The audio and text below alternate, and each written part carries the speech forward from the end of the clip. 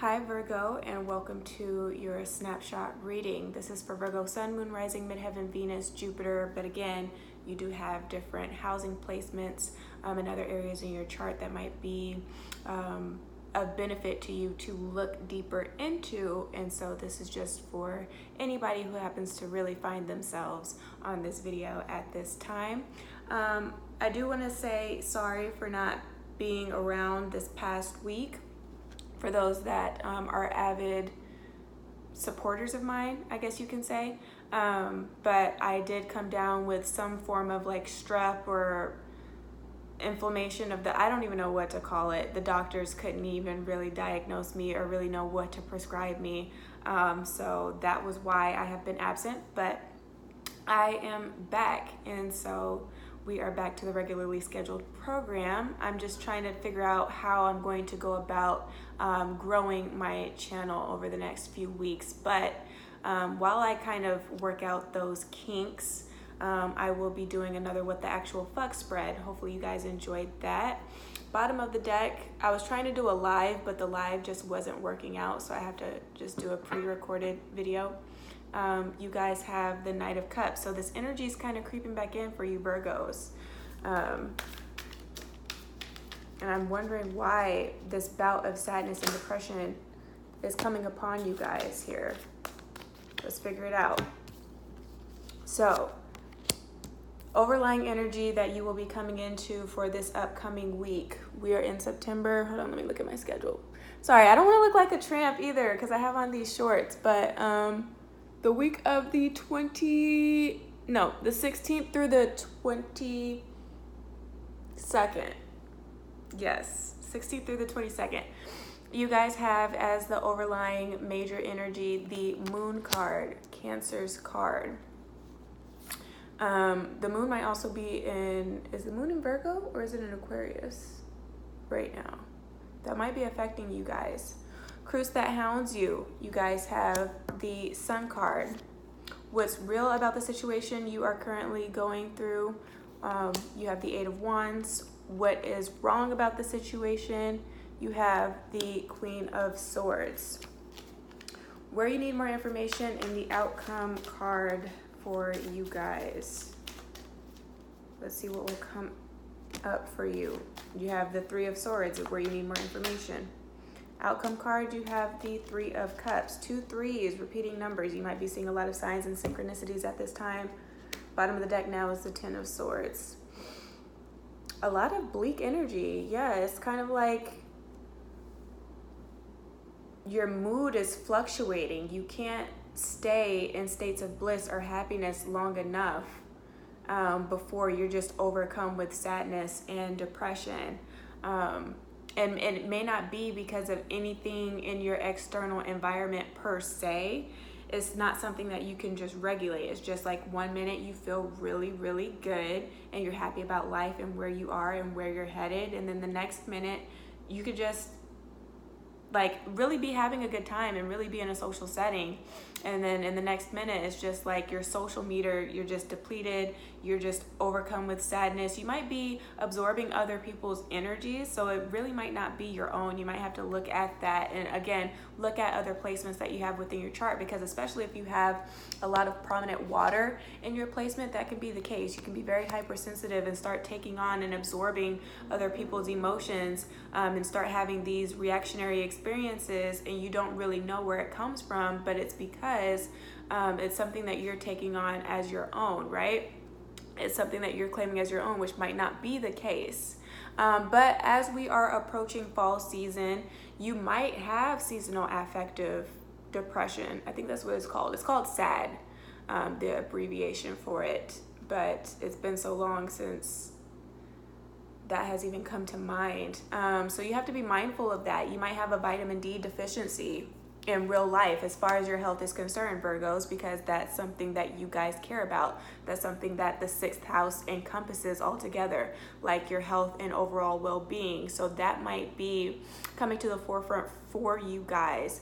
And maybe this is the key to you doing your own research and looking a little bit more in depth to getting those answers that you need for why you've been feeling so like wishy-washy and back and forth, kind of like that bipolar energy. Or again, every year around this time, you start to feel a certain kind of way that, again, you have no control over, but you might need to look into that, like go get tested for that, like your iron levels, and stuff like that. What can help you at this time is being surrounded by light, like doing phototherapy, stuff like that. Just putting things in your environment that help you to,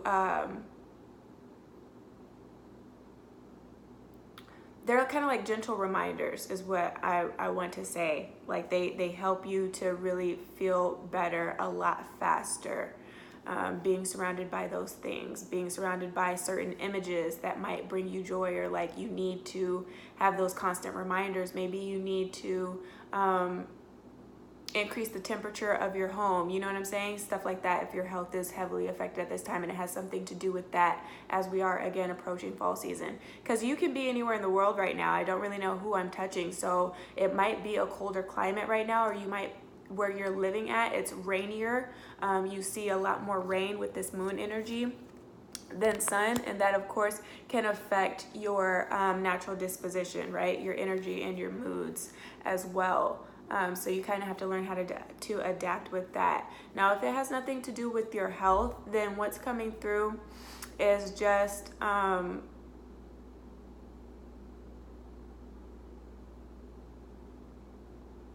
I did mention that with the moon card, you can be dealing with the Cancer, right?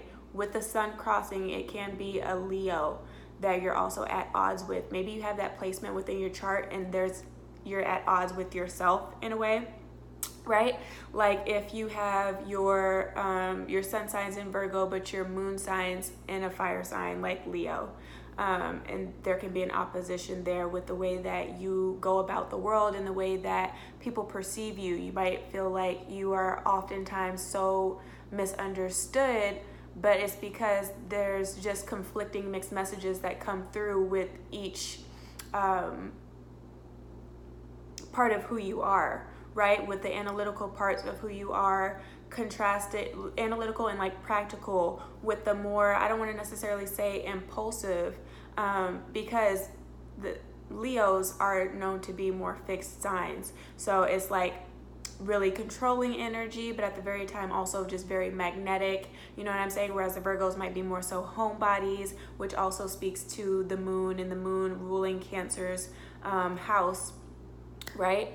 And Cancers are all about the home and what brings comfort, you know? So that whole introversion, introspection, being more receptive part of who you are is at odds with the extroverted part of who you are, the more magnetic, always needing attention or wanting to be around things and good people and good energy and being involved and doing more of those extracurricular activities, right? So again, there might be that's going on there if this is nobody in your life.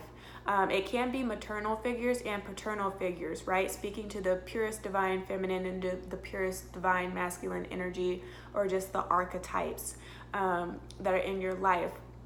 And with this moon energy here, you guys are going back to potentially your childhood and your upbringing, right? Your social conditioning and how you were just raised and how you came to be. Looking at the relationships with your mother figure and your father figure and those things that you have taken on as your own. And looking at the ways that can maybe be conflicting with your identity now and who you're trying to become. Maybe some of the things that characteristically you have also absorbed again from them is starting to be a, what do they call that?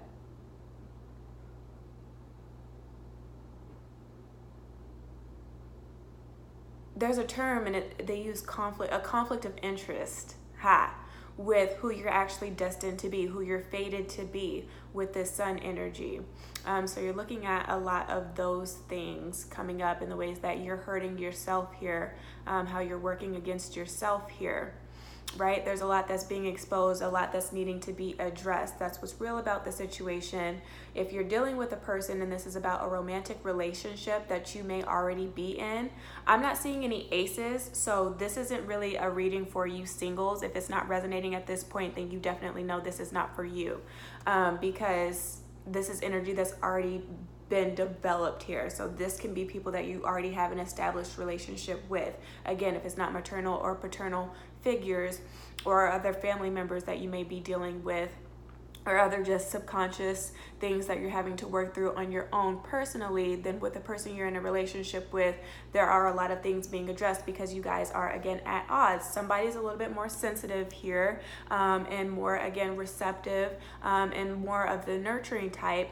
And then somebody is a little bit more self-absorbed, doesn't really speak from the heart chakra per se, right? Kind of just like scratches the surface is what I'm hearing with the sun energy and how it just beams all over the place, but there is no like real central focus with where those beams are going here. And you also see that comes through here. So it's just the ways of you guys being able to connect on a more intimate, personal level, it's off. So that is what's going to be addressed. If you guys have been living at a distance from one another, then this is an opportunity for either you or the person that you're involved with to come and see you, you go see them, you guys go to a neutral place together to have that very open, honest, genuine, heartfelt conversation that needs to be had. Because again, there's something wrong with, I feel like, with this Queen of Swords energy. Some of this may be because you guys have been blocked if you've already been in a relationship, okay? Because where you need more information is the Three of Swords. It's like understanding how your words can hurt people, and the approach that you take. Again, if you're more practical, you speak more from a logical, rational standpoint, there has to be proof for everything. You know what I'm saying? You don't really tend to your partner's emotional needs, then you have to understand, though you may not have a personal interest in it because the 8 speaks about interest, it's still important for you to understand who you're involved with, okay? Though it may not be something that matters to you, it's not something that you would be offended by the way that you speak and the way that you address things, right? The way that you articulate here with this Three of Swords. That doesn't mean that the next person won't be. So it's using that tact and diplomacy when you're having conversations and seeing how things can be misinterpreted, right? Misconstrued, and taken out of context here, and how they may also do that with you. There is a lot of miscommunication, and it may have led to somebody being blocked here, somebody building up more of a wall and being defensive. So that's what needs to be broken down this week coming up. So whoever's being the most defensive right now, and I'm hearing cutthroat. Okay, cool. But maybe even sarcastic, right? Because with the sun energy here, it's like very entertaining energy, very dramatic, flamboyant type of energy. So it can be a jokester, you know what I'm saying? But you have to kind of gauge when it's appropriate to joke and when you need to take something a little bit more seriously. So that's what's coming through with this 8 of Wands energy, again, if you're coupled up. And trying to figure out how you can come back to a state of balance and harmony. And not all the time giving that person reassurance, but being able to meet them where they're at, you know, being able to find some middle ground here with this 3 of Cups energy. Like, there are some people that I don't want to say infatuated with, but they enjoy, right, the fanatical part of love. And so you have to play to that if that's what your partner needs, and you kind of understand more about that coming to the end of the week, right, as you approach the 22nd. Now, if this is all about, again, you internally, then this is you addressing those things, again, that may have been at conflict, that you may have wanted to bury beneath the surface here, you know, kind of let die. You're really shining lights on. You're really shining a light on what it is that you've tried to just forget about here, and understanding it more here with this 8 of Wands, and acknowledging, right, and accepting with this 8 of Wands energy, and being able to transform it, being able to take that pain and to do something and create something with it, you know, to be able to make the most out of the circumstances, to be able to make the most out of whatever this moon energy is, whatever it is that you've been holding or harboring on, or again, trying to hide or suffocate, you know?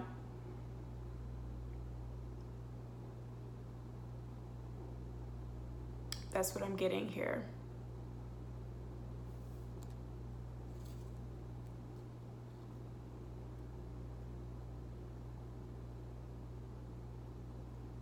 You can't forget about the things that make you who you are, or the experiences that you've had, right? You definitely need them here. So don't turn against yourself with the Queen of Wands, or Queen of Swords energy. Sorry, that's coming through with what's wrong about the situation, right?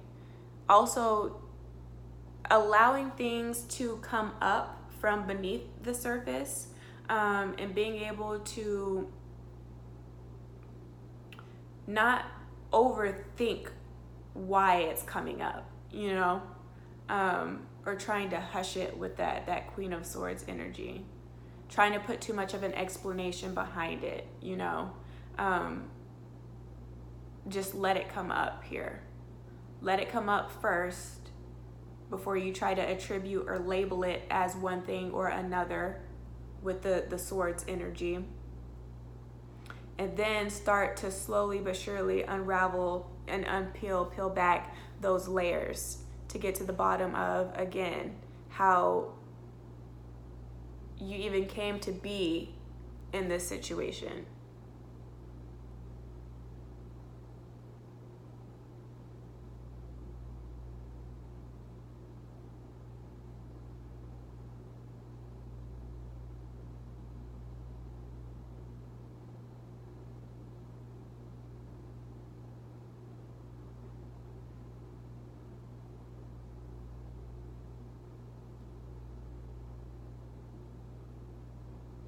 What you've allowed yourself to believe and take on, again, right, by society and maybe the pressures and peer pressure, because the number 3 speaks to Gemini's house, which speaks more to like family and friends, more so than like love. So yeah, you're unpacking those things and getting out of that like group think mentality, and really setting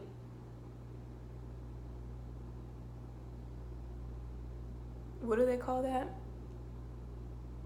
A trendsetter, really being more of a trendsetter than following that groupthink mentality, and putting yourselves in situations and doing things or saying things that are out of character is what I'm hearing, right? Not naturally you, but again, that comes back from other things. And so you're unpacking that. But you will be supported for wanting to go on this journey, right? And being able to reveal what your truth is, and being able to stand in that powerfully, and be unashamed, right? There is no guilt. You're going to be letting go of any guilt that you have surrounding these events, with parents and familial situations, or with your friends, or with this loving relationship, is dropping that guilt and coming to a period of understanding, and again, more harmony and love and support, okay? And where you're being celebrated here, and where you're being embraced here. So that's what you're walking back into. You're definitely completing a cycle, but it's also understanding that that is life. It's going to continually ebb and flow, okay? There's cycles for everything. So you may be feeling down and out right now, but there will come a wave of bliss and happiness, and just allow for that to be when it comes, and to be able to feel it and be present with it fully while it is, so that when it leaves, you're not really feeling like you missed out, you know what I'm saying? And it's not going to take such a huge toll on you when things do again take another turn, or you feel like you plateau in something, okay? So that's what's coming through for you guys. If this reading resonated, give me a thumbs up, share this with your friends and family, subscribe for more. If you want to book with me, you can hit me up. I leave my email in the description box at all times. Just shoot me an email and I will send you my rates, and we will go from there, just depending on what your personal needs are and how much deeper you want to go, how much more clarification you may need. But if you don't reach out to me in a private reading or session, and you don't comment in the comment section below, then just do take care of yourself and your soul until you hear from me again, all right? Ciao.